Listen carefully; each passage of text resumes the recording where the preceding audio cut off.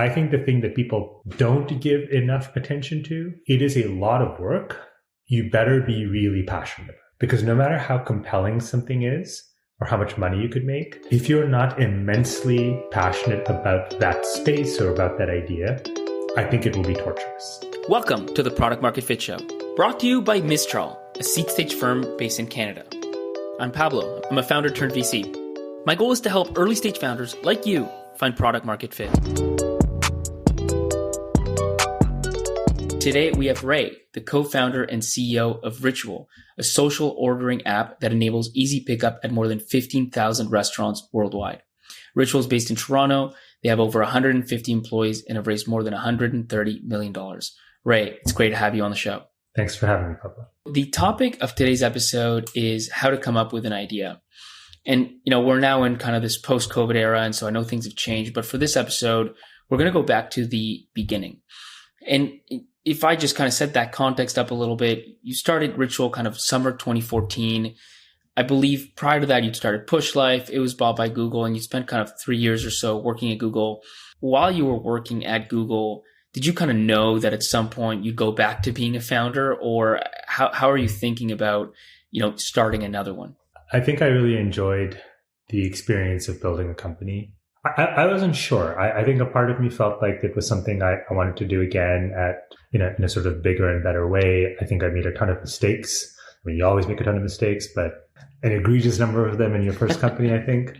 And then, you learn a bunch and you hope you can do it a lot better the second time around. I really enjoyed my experience at Google. To be honest, I could see myself working for Google again. They're an awesome company. Working for big companies, you've got a lot of resources. A lot of things are easier, but you've got, the weight and the slowness of a big company. Small companies have the opposite problem, but you can move really fast. And so, I don't know that there's necessarily a right or wrong answer, but I thought about it a lot. And in the end, I decided that for what I was trying to do, starting out smaller and approaching it the way, just connecting it back with local. I think one of the biggest challenges with local is that you have to go really deep into neighborhoods and into cities to build a useful product in local. And it is very difficult to go deep and broad at the same time. It can be like boiling the ocean. And I think one of the reasons why most big companies have not done well with local, and the reason why you don't see a ton of digital up until very recently, and it's taken almost a decade to get here, large companies have not been the innovators in local because their global footprint prevents them from building local solutions. Okay, so if you're a Google, it's very difficult to rationalize how you could build a product that works in, forget about one city, just even one country. That seems absurd. And it's hard to rationalize. And so people at large companies can't really wrap their heads around, quote unquote, a very small opportunity of one city or one country or one region, in fact. It's one of the weird problems with size, which is like size means that you almost preclude opportunities that aren't immediately, of global sort of size and approach. And so I think that's one of the big reasons why local has not been cracked by large companies. They're just not really set up to do it. That makes a lot of sense. And so back then, 2014, where does the idea for Ritual, how does that come about? What's kind of the origin story there?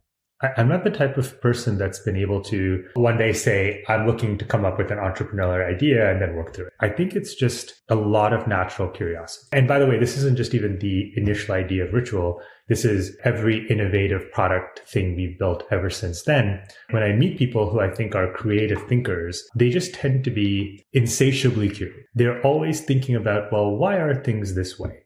Could they be different? Could they be better? And they almost can't help themselves. They're not even trying, And so I think for me, I've always been very curious about the way that technology and digital impacts our lives and its ability to change our world. And so I think about it a lot. Normally ideas like this, it doesn't happen in an instant. I think that you build conviction through a series of, thoughts and conversations, et cetera, et cetera. And I think what happens is it's a slow process of building conviction in something, right? And by the way, for many people and for me, it's like there's many ideas you can solve and many problems to solve in the world and many ideas that you could do. This idea that there's one thing you could, that's just not true.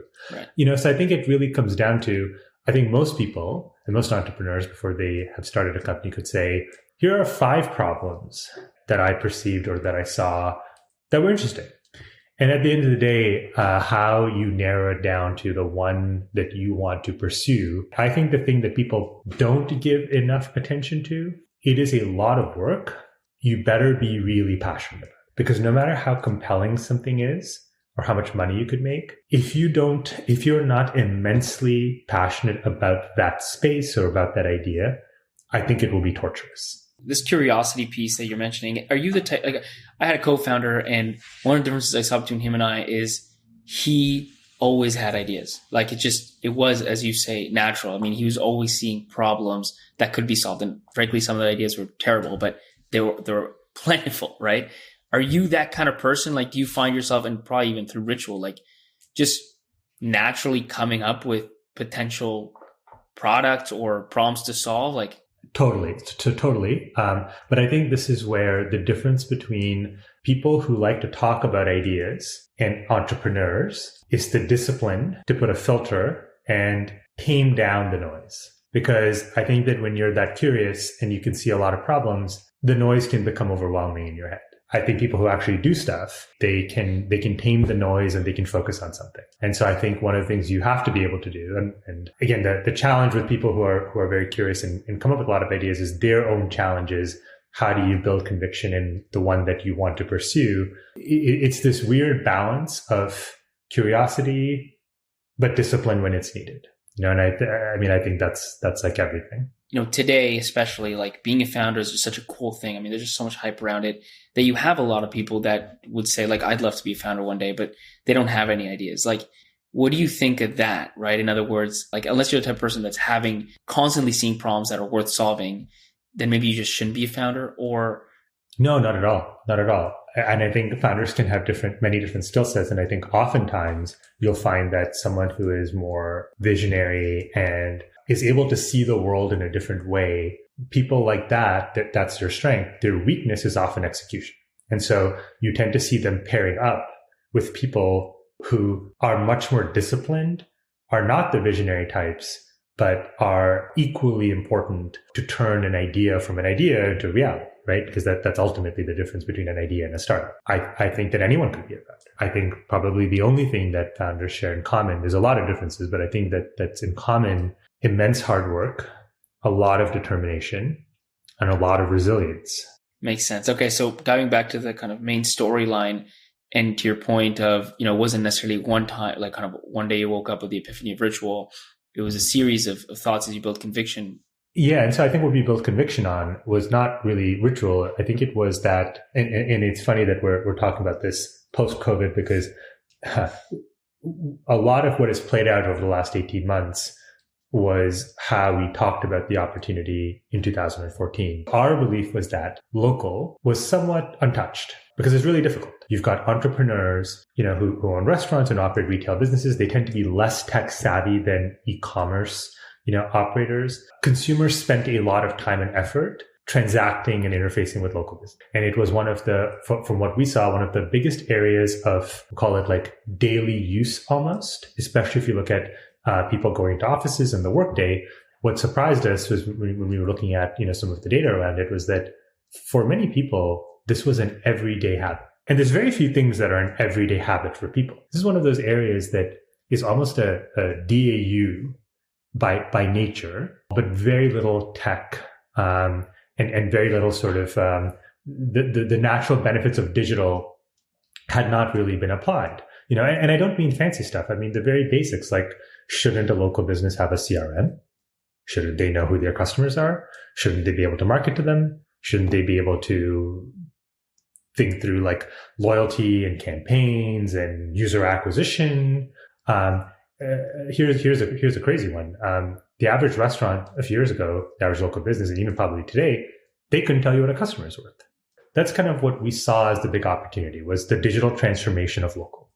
A few questions on that. The first one is, as far as like uncovering these insights, what was the mix like of, small data, just you going about your day and seeing, the fact that, your coworkers are, going out and getting lunch or whatever every single day, and how much of it was, traditional market research, reading reports and looking at trends and this sort of thing?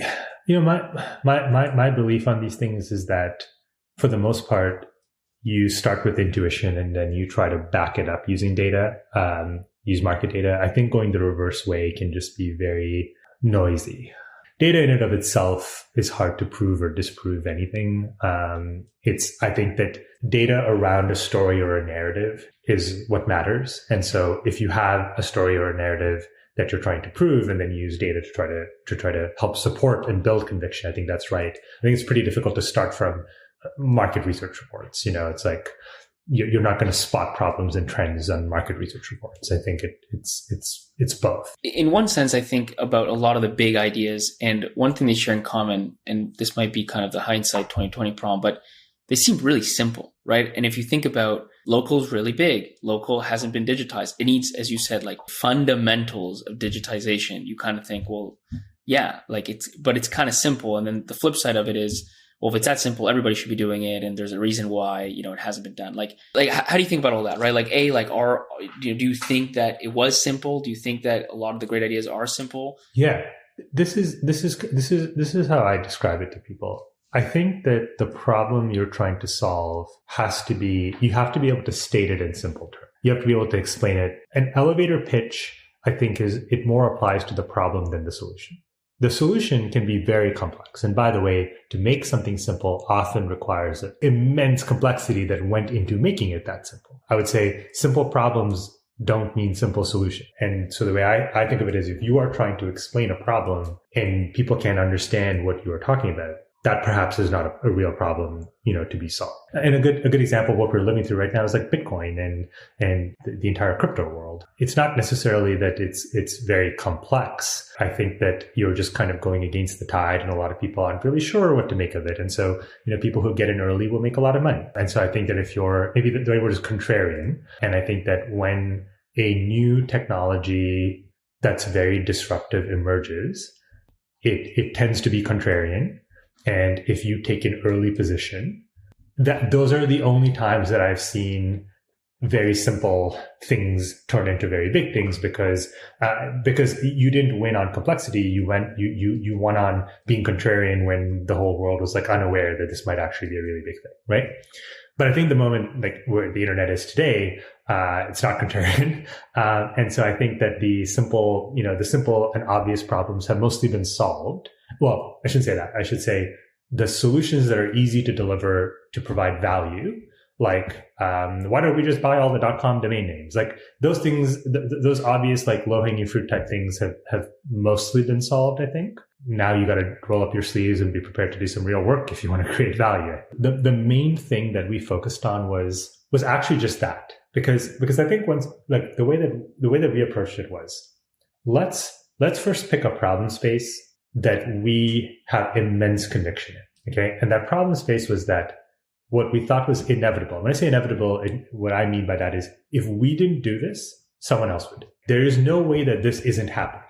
Okay. Right. It's a question of by who, how exactly. But what I like to start with is, do we have conviction that this will happen with or without us? We started with, local is going to transform into digital. It will look very similar to the retail transformation to e-commerce. And then the next question was, well, okay, what is the role we can play? What is the right entry point? I think that an entry point really matters for these types of big problems.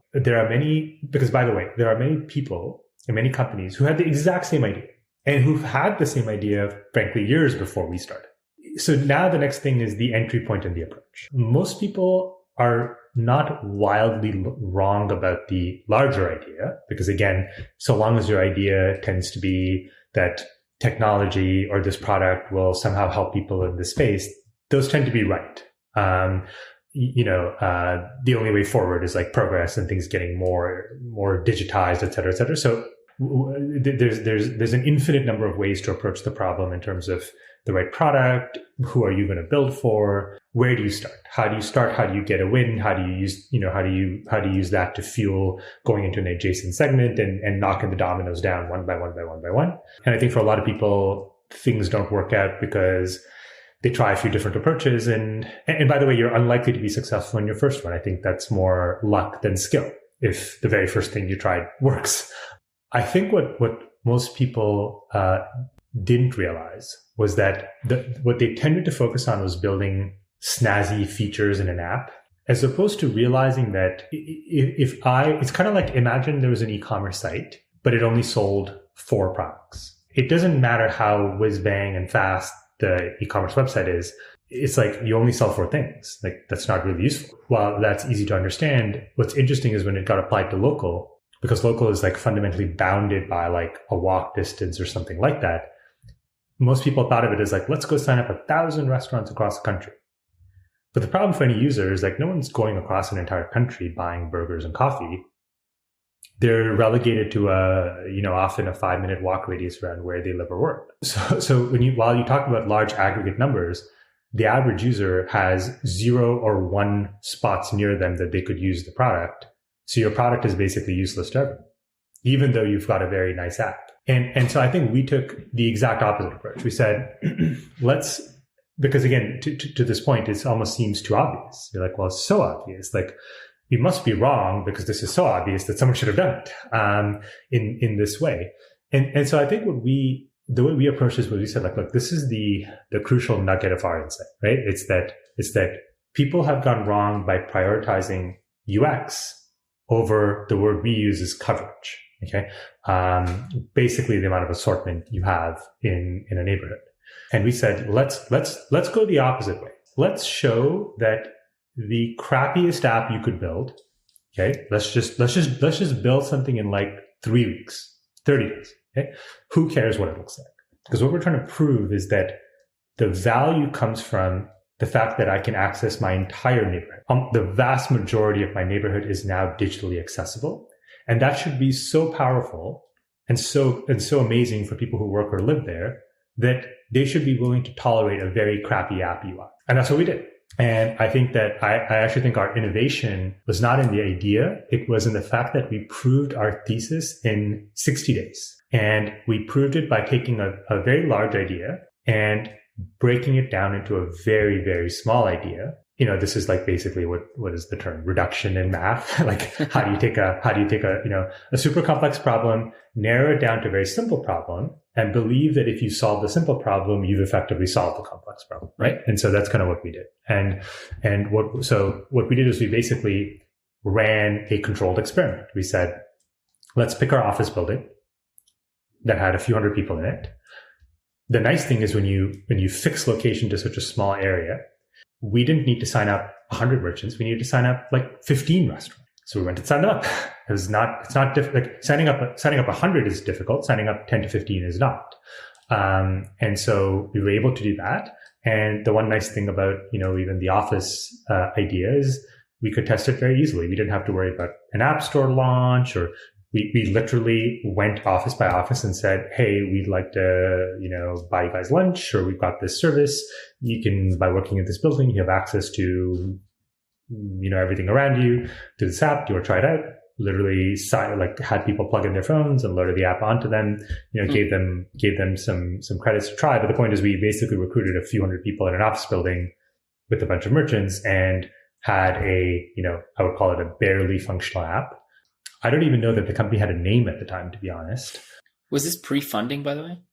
We had raised a seed round, but I would say that's because when you've sold a company before, you tend to get money before, like investors will take a chance on you before you have an idea. So, but I don't think we really needed it. We had it because why not when people give it to you?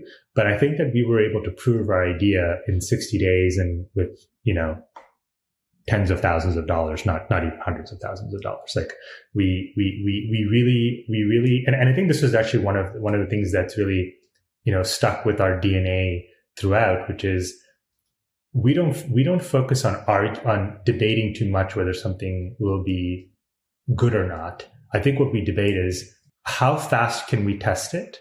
And I think what we often challenge each other on is the core premise of something can often be tested much faster than people think it can. What do you think leads you to think this way around experiments, around testing, and like proving out assumptions? Because as you said, a lot of people had this pickup idea. I think it's because consumers are so fickle. I think that people are hard to predict. And even if you can predict behavior in very general ways, it is hard to predict sometimes in very specific ways and in very narrow ways. And that's why some things that seem like they obviously should work don't, and things that seem weird and like who would use that can become like, part of the zeitgeist and weird consumer phenomenon. And so some people may be savants at predicting consumer behavior. I don't fall into that camp. Right. And so I think my approach on it is like, why don't we build a system to get really, really good at testing ideas as quickly as possible? I don't believe that you can, for the most part, survey people. The way that people answer questions of what they would do versus what they actually do, unfortunately, deviates very widely. And this is, I think, another very common first-time entrepreneur mistake. You think, why don't I just ask 10 people? And if they tell me it's a good idea, it's a good idea. And it's a really bad idea to do that. I think that if most people tell you that it's a bad idea, it probably is a bad idea. There are, I think, rare exceptions where that's not true because it wasn't described properly. But I think in most cases where people tell you it's a good idea, it may not necessarily be a good idea. And so I think that you are far better off figuring out how to put an MVP in front of someone and really challenge yourself and challenge your team on what does an MVP mean. And the challenge is we've all been trained on using very polished products that are the post MVP. These are large companies who spend hundreds of millions of dollars building these products. And I think for a lot of people, there's just a very big disconnect between what they view as like the minimum bar of a product and what the real minimum bar is. And the real minimum bar is like way, way, way, way, way lower than your brain tells you it is. Once a product is proven and launched, we should set a very high bar on consumer experience. Okay. I think the exact opposite is true when you're trying to prove an idea, because the way I think about it is any effort or work spent on polishing something that is not going to turn out to work, because by the way, your extra polish on a fundamentally bad idea doesn't matter, comes at the expense of you doing the next thing. A lot of what I'm talking about, like product market fit, is seen as a one-time problem.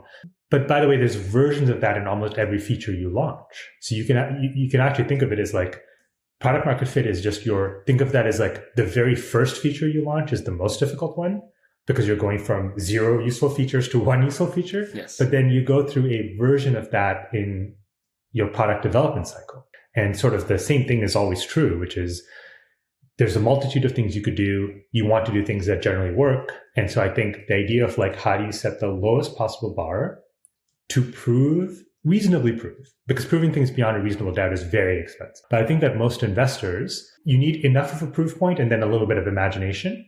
And I think that is often sufficient to then like double down and, start to invest in making it nice and the experience good and everything else. And I think for the most part, that's how we experiment and develop most of our features and ideas. It's like very low bar, try it out, get a data point, decide whether to invest more. We ended up covering a lot of ground with Ray, so rather than drop a really long episode, we decided to split this into 2. The first part, which you just heard, is about how Ray came up with the idea for Ritual, and the second part is about how he launched the marketplace. That one will drop as a bonus episode in the coming weeks. Stay tuned. Thanks so much for listening. If you want to see more content, check out pmf.show.